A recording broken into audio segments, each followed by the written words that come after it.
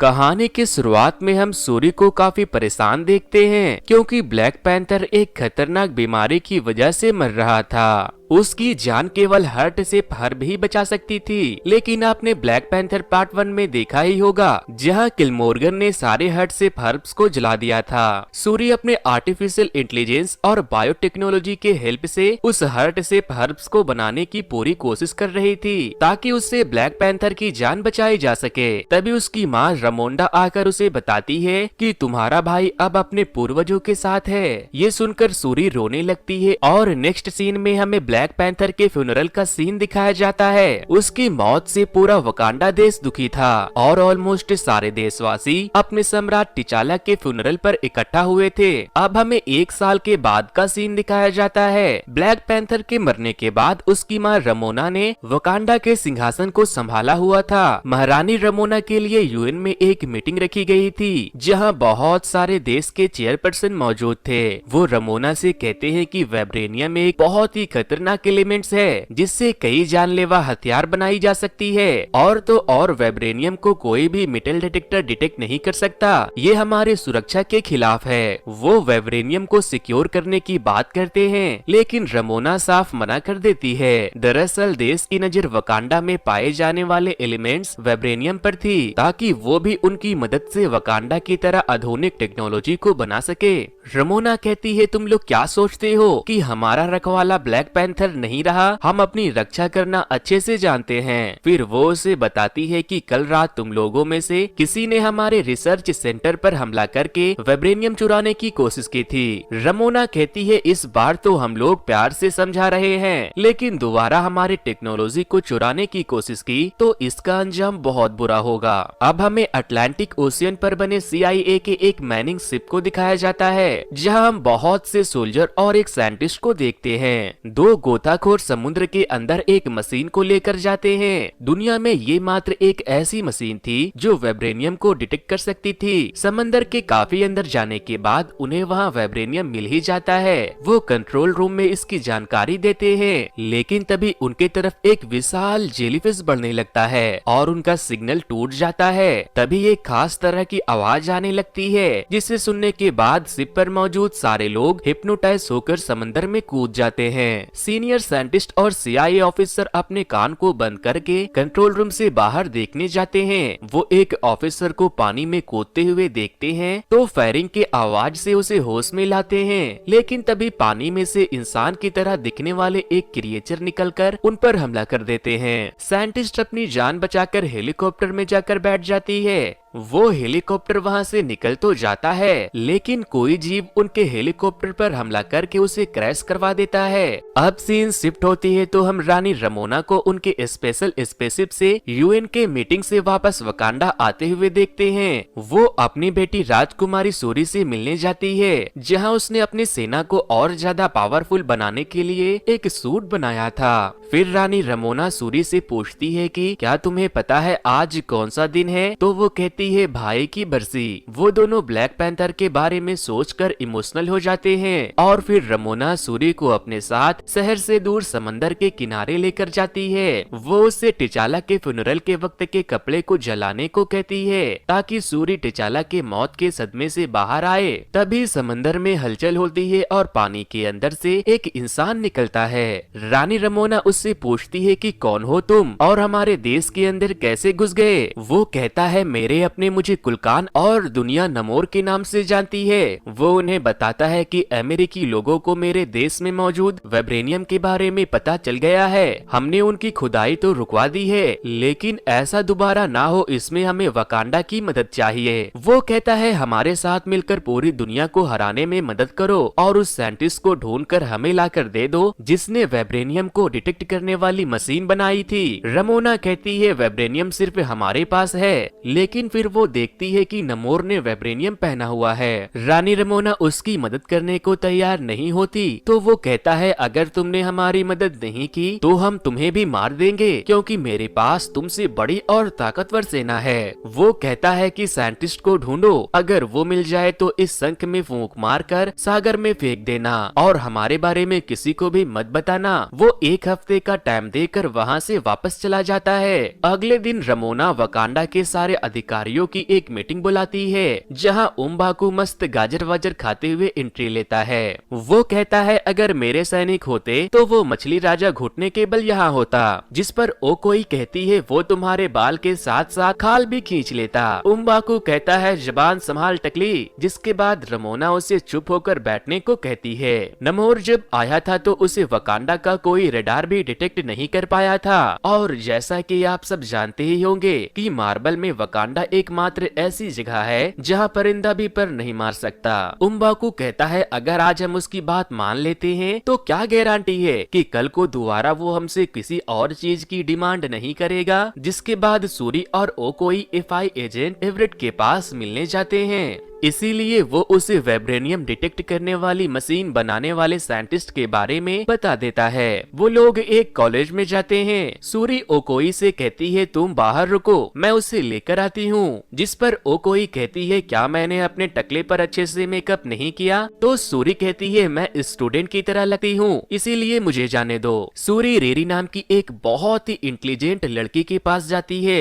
इसी लड़की ने वाइब्रेनियम डिटेक्ट करने वाली मशीन बनाई थी। रूरी सूरी को देखकर ही पहचान लेती है कि वो वकांडा की राजकुमारी है। वो उससे कहती है क्या आप मुझे अपनी असिस्टेंट बनाने आई हो? सूरी कहती है नहीं, तुम्हारे वाइब्रेनियम डिटेक्टर ने काफी लोगों को नाराज कर दिया है, तुम्हें हमारे साथ चलना होगा।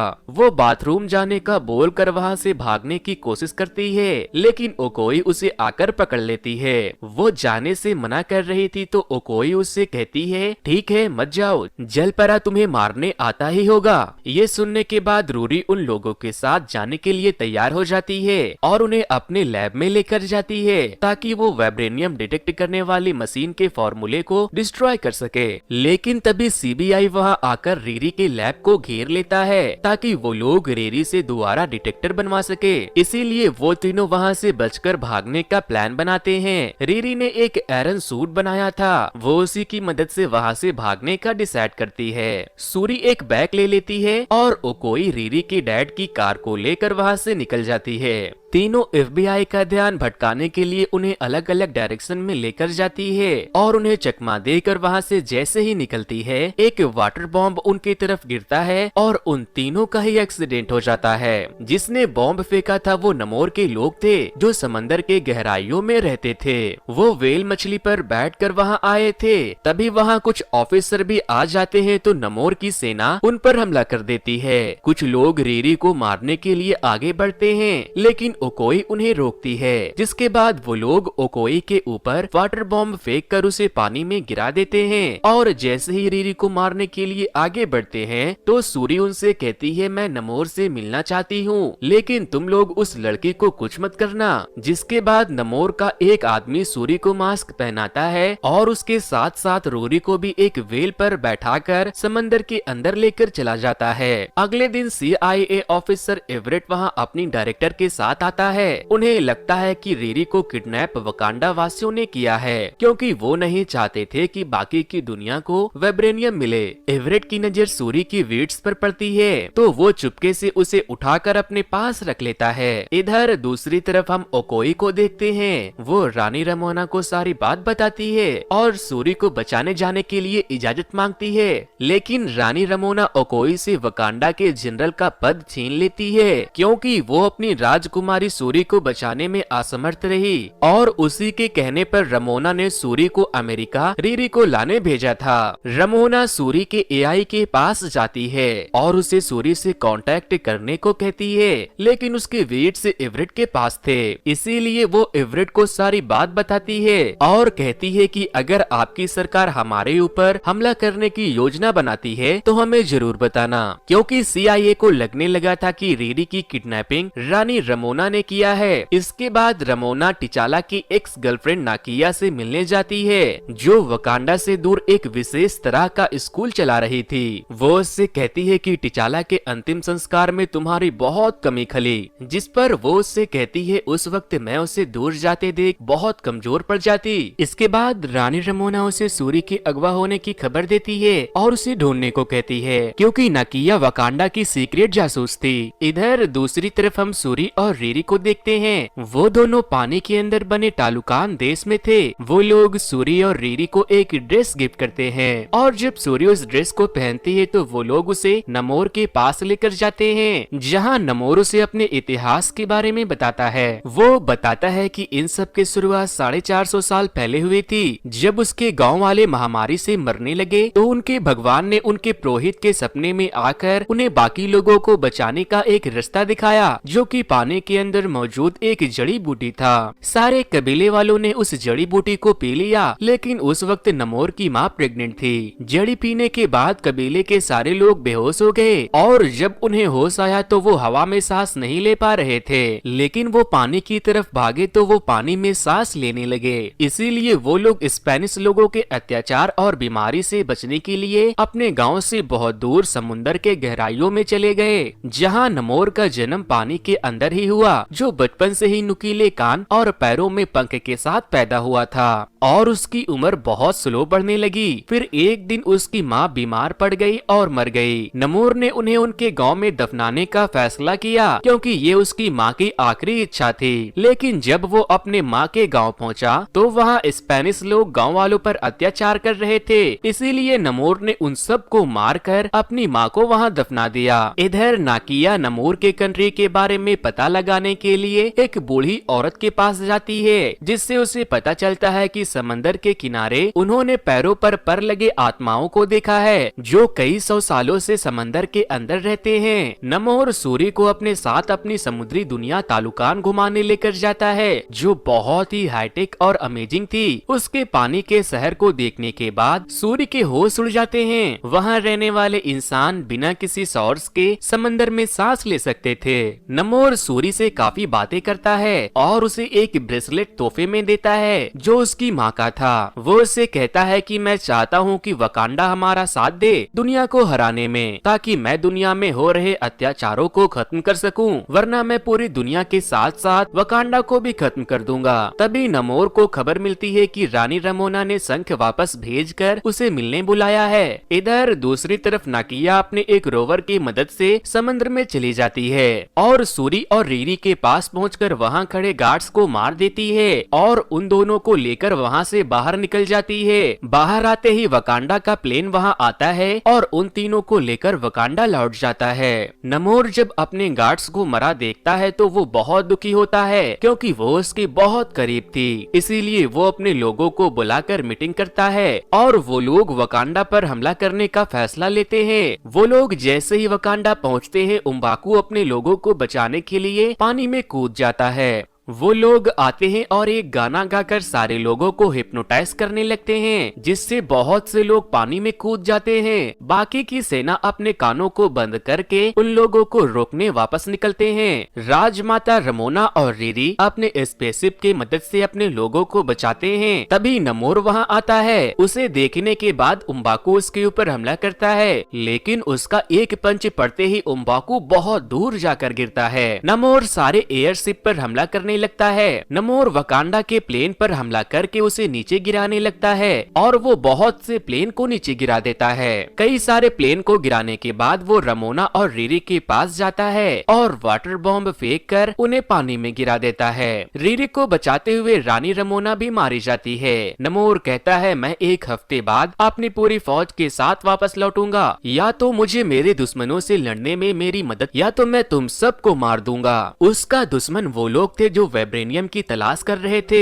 नमोर के जाने के बाद वो लोग रीरी को तो बचा लेते हैं, लेकिन रानी रमोना नहीं बच पाती, जिसके बाद वो लोग उसका अंतिम संस्कार कर देते हैं। उसके अंतिम संस्कार में उम्बाकू सूरी से कहता है कि वकांडा के लोग नमोर से बचने के लिए पहाड़ों के ऊपर हमारे कबीले में पनाह लेना चाहते हैं। इधर FBI डायरेक्टर को पता चल चुका था कि एवरेट वकांडा के साथ मिला हुआ है, इसीलिए वो उसे गिरफ्तार कर लेती है। वकांडा की सेना वकांडा के लोगों को बचाने के लिए बड़े बड़े बॉक्स से बने घरों को पहाड़ों के ऊपर उम्बाकू के कबीले में सेट कर देते हैं। सूरी वापस से अपने लैब में जाती है और नमोर के दिए गए गिफ्ट से कुछ डीएनए सैंपल निकालकर अपने भाई टिचाला के डीएनए के साथ हार्ट शेप हर्ब्स के डीएनए के साथ मिला देती है। तभी रीरी सूरी से कहती है कि नमोर हम पर हमला करने के बाद पानी में वापस गया था। मुझे लगता है कि अगर उसे ज्यादा देर तक पानी से बाहर रख के उसे गर्मी दिया जाए तो वो कमजोर पड़ जाएगा। जिसके बाद वो रूरी को अपने एक प्लेन के अंदर हीटिंग चेम्बर बनाने को कहती है और वो ओकोई को उसका पद वापस लौटा देती है। रूरी अपने लिए एक सूट डिजाइन करती है और फाइनली सूरी वो हार्ट शेप हर्ब्स बनाने में कामयाब हो जाती है। नाकिया उस बूटी को पीस कर सूरी को पिला देती है जिससे वो अपने पूर्वजों के पास पहुंच जाए और उसे ब्लैक पैंथर जैसी शक्तियां मिले। लेकिन वो वहां अपने पूर्वज से मिलने के बाद किलमोंगर से मिलती है, इसीलिए वो वहां से वापस चली जाती है। वो बहुत दुखी थी कि वो वहां अपने पूर्वजों से नहीं मिली और उसे पावर नहीं मिला। लेकिन जब वो गुस्से में आकर एक सूट पर मारती है तो वो बहुत दूर जाकर गिरता है। रूरी कहती है कि क्या मुझे भी हार्ट शेप हर्ब्स का एक घूंट मिल सकता है। रूरी को ब्लैक पैंथर जैसी शक्तियां मिल चुकी थी, इसीलिए वो ब्लैक पैंथर का सूट पहन लेती है और सूट पहनकर वो उम्बाकू के पास पहुंचती है जहां सभी लोग उसे देखकर उसके आगे झुकते हैं और उसका ब्लैक पैंथर कह के स्वागत करते हैं। सूरी नमोर पर पहले हमला करने का फैसला करती है और अपनी सेना लेकर अटलांटिक ओशियन में पहुंच जाती है। वो नमोर को वहां बुलाने के लिए एक डिवाइस को समंदर में डाल देती है। नमोर जब उसे चेक करता है तो उसे एक जोरदार झटका लगता है और वो लोग पानी से बाहर निकल आते हैं। जिसके बाद नमोर वकांडा के शिप पर हमला कर देता है और नमोर के बाकी के लोग शिप के तरफ बढ़ने लगते हैं। वकांडा के शिप के नीचे लगा एक सोनिक वेव उन्हें कमजोर करता है और तभी रीरी अपने आयरन सूट से हमला करके नमोर को नीचे गिरा देती है। सूरी उसे अपने शिप में पकड़ लेती है और उसे कमजोर करने के लिए हीटर को ऑन कर देती है। नमोर की एक सोल्जर शिप के नीचे लगे सोनिक वेव छोड़ने वाले मशीन को तोड़ देती है और फिर हम देखते हैं कि एक बड़े से व्हेल मछली के जरिए नमोर की एक बहुत बड़ी सेना आती है। वो अपने साथ बहुत सारे वाटर बॉम्ब को भी लेकर आए थे। वो उन सारे बॉम्ब को शिप के नीचे फोड़ देते हैं जिससे वकांडा के शिप को एक हेवी डैमेज मिलता है और नमोर के लोग शिप पर हमला कर देते हैं। रीरी ओकोई के साथ बाकी के लोग उनका मुकाबला बहुत ही अच्छे तरीके से करते हैं। ओकोई ने सूरी की बनाए सूट को पहन लिया था और रीरी ने वाइब्रेनियम से एक पावरफुल आयरन सूट बनाया था। नमोर बचने की कोशिश कर रहा था, इसीलिए सूरी उसे लेकर रागिस्तान पहुंच जाती है। उन दोनों की वहां बहुत लड़ाई होती है। लड़ाई में सूरी नमोर के पंख को उखाड़ देती है, लेकिन नमोर एक भाले को सूरी के आर पार कर देता है और वापस से पानी में जाने लगता है क्योंकि वो कमजोर पड़ रहा था। इसके बाद सूरी भाले को तोड़कर बाहर निकालती है और अपने सूट से आग निकालकर नमोर को जला देती है जिससे वो वहीं गिर जाता है। सूरी उसे कहती है कि हार मान लो और बदले में वकांडा तुम्हारे सागर और तुम लोगों की रक्षा करेगा, नहीं तो तुम और तुम्हारे लोग जिंदा नहीं बचेंगे। जिसके बाद वो उसकी बात मान लेता है और उसके साथ उनके शिप पर जाकर लड़ाई को खत्म करने की बात अपने लोगों से कहता है। एंड में हम देखते हैं कि सूरी ने रीरी के डैड के कार को पहले से भी अच्छा बना दिया है, लेकिन वो उसे उसका सूट ले जाने से मना कर देती है क्योंकि वो वाइब्रेनियम से बना था और शायद उम्बाकू वकांडा का अगला राजा बन जाता है। इधर हम नमोर को अपने लोगों से बात करते हुए देखते हैं। उनकी भाषा से हमें समझ ही नहीं आता